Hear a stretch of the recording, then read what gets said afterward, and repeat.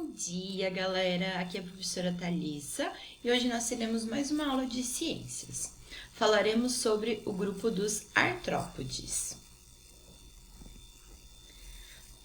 Os artrópodes são animais que possuem as pernas articuladas, por isso que eles recebem esse nome. Então, significa que eles têm articulações nas patas, né? O que possibilita o movimento. Eles também apresentam um esqueleto de quitina, as patas ou pernas articuladas, como a gente já falou. Alguns possuem antenas, mandíbulas, podem ter o corpo segmentado, dividido, né, em metâmeros. Eles crescem acompanhando por mudas, então eles vão trocando esse esqueleto. E à medida que esse esqueleto não serve mais, eles eliminam esse e constroem um novo esqueleto.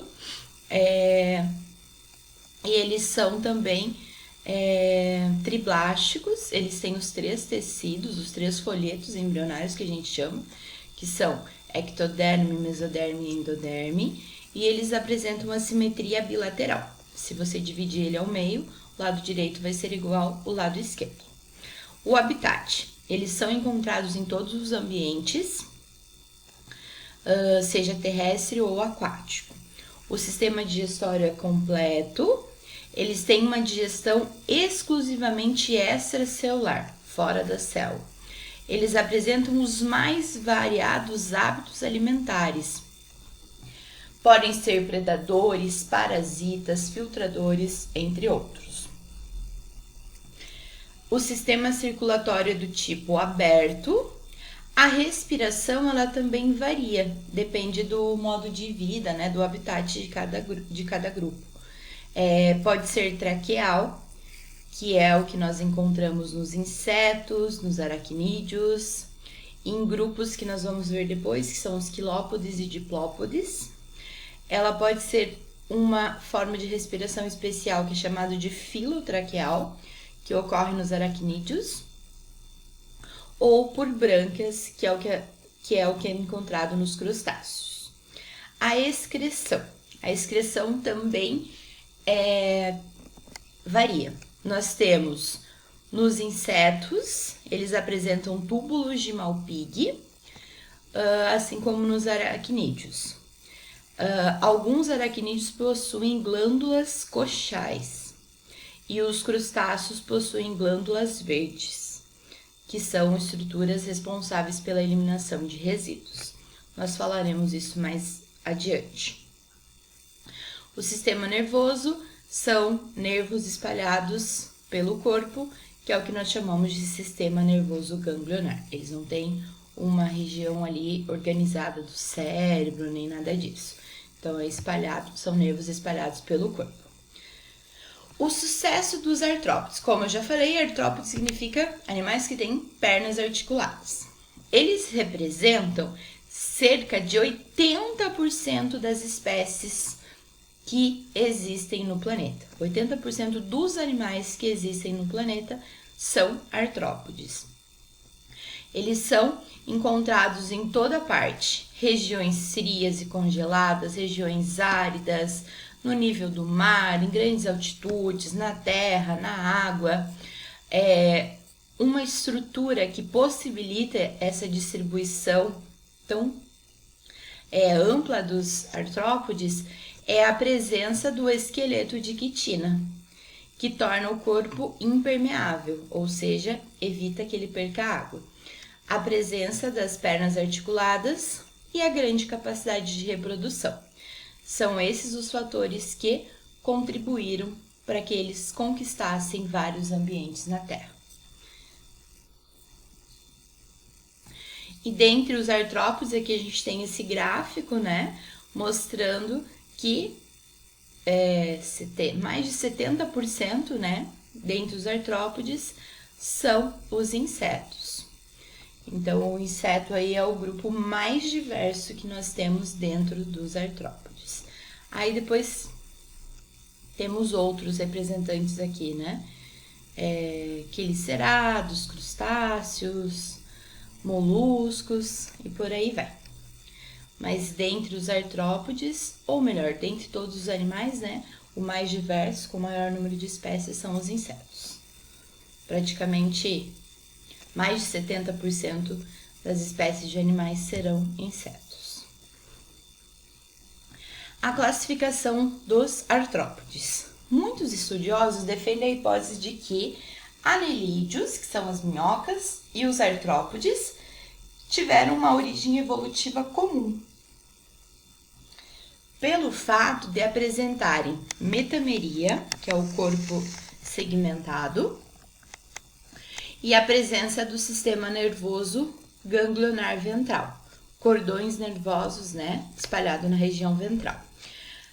Há uma tendência de considerar que os artrópodes são subdivididos em três subfilos, três grupos. Os crustáceos, que inclui camarão, lagosta, siri, o tatu-bolinha, caranguejos. Ainda nós temos uma divisão que são os unirrâmios, que inclui os insetos, e os diplópodes e quilópodes. Diplópode é o piolho de cobra e quilópode é a lacraia, representantes desses grupos. E por fim os quelicerados, que aí são os aracnídeos.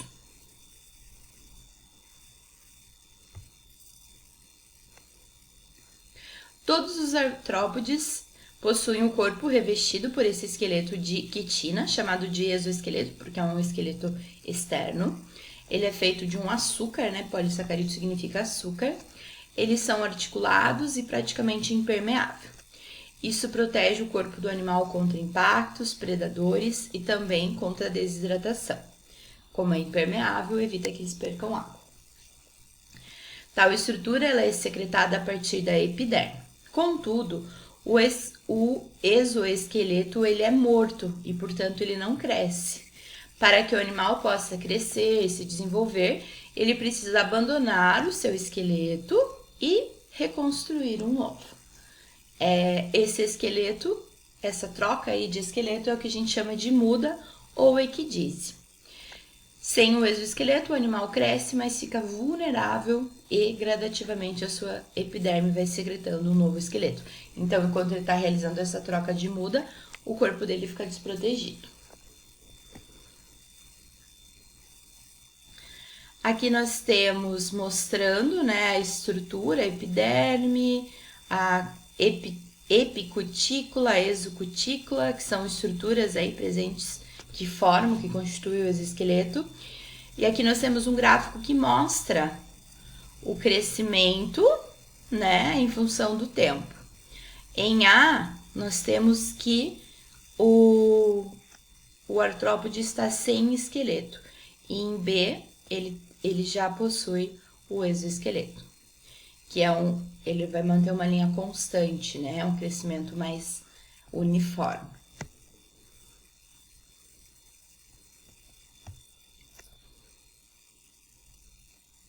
Falando um pouquinho agora sobre um dos representantes, né, dentro dos artrópodes, que são os insetos.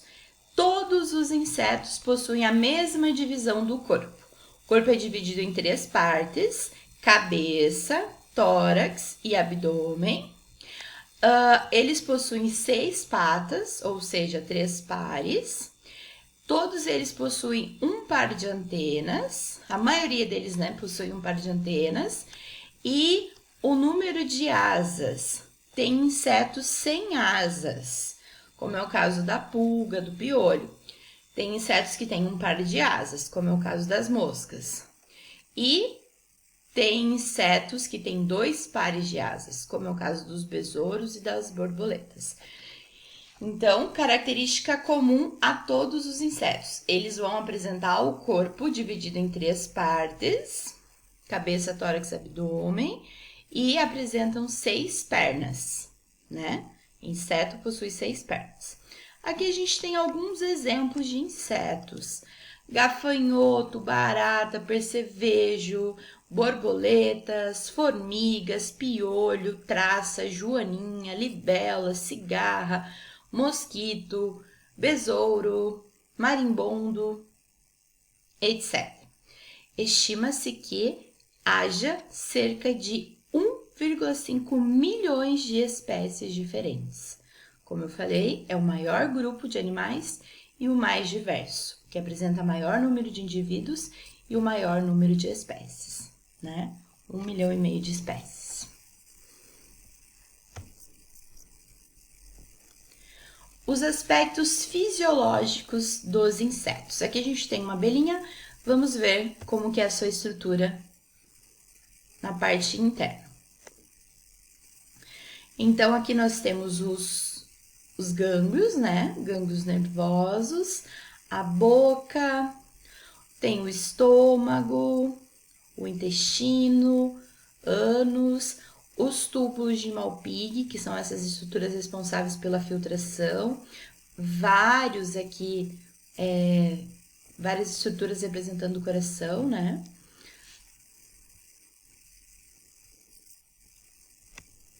Então, falaremos agora um pouquinho sobre o sistema digestório. O sistema digestório é completo e a digestão ocorre fora das células, por isso é chamado de extracelular. O sistema circulatório é aberto, isso significa que o sangue não corre, né, dentro de vasos sanguíneos. E ele também não transporta gases, não tem pigmentos. O sistema respiratório é feito por traqueias. O sistema excretor é feito por túbulos de Malpighi, que servem para remover os resíduos do sangue. O sangue que é chamado de hemolinfa. E o sistema nervoso são cordões nervosos espalhados pelo corpo, que nós chamamos de sistema nervoso ganglionar. Alguns insetos podem apresentar óleos compostos, que são formados por milhares de omatídeos, que é essa estrutura aqui que vocês têm na imagem, que possuem córnea cristalino, que são capazes de capturar imagens e transmiti-las ao espaço ali que nós vamos chamar de cérebro, entre aspas, né? Ao gânglio cerebral, porque eles não têm um cérebro em si. Então, essa estrutura seria capaz de captar imagens, né? Responsável pela visão dos insetos. Observação. As traqueias, elas levam o gás oxigênio diretamente para os tecidos. O oxigênio não é transportado no sangue. Então, elas levam, né, o oxigênio direto para as traqueias.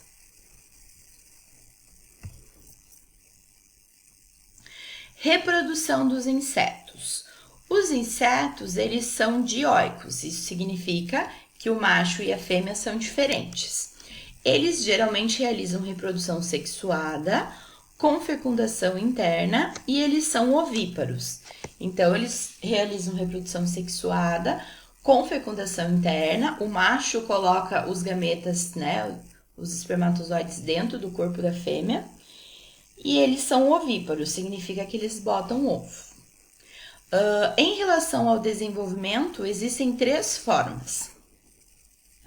Existem aqueles que não apresentam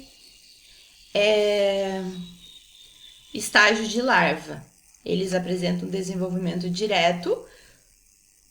O filhotinho nasce muito parecido com o adulto, só precisa crescer. É o caso, por exemplo, das traças. Então, colocou lá o ovo, aí o ovo vai eclodir, vai liberar um inseto jovem que vai crescer e vai ser idêntico ao adulto. Neste caso, a gente fala que eles são ametábolos. Eles não apresentam, então, essas transformações de fases. Ainda, nós podemos ter o hemimetábolo. Isso significa que eles apresentam desenvolvimento indireto, com formação de larvas, na verdade, formação de ninfas, que são incompletas e sofrem metamorfose. Então, por exemplo, o que acontece com o gafanhoto. As ninfas, né, que seriam na fase jovem, elas não possuem asas. Então, elas têm que sofrer uma transformação para, né, desenvolver essas asas e aí tornar-se adulto. Então, eles sofrem uma metamorfose incompleta. E existem, por isso que é chamado de hemimetábolo. Hemi seria metade, vamos dizer assim, metamorfose incompleta.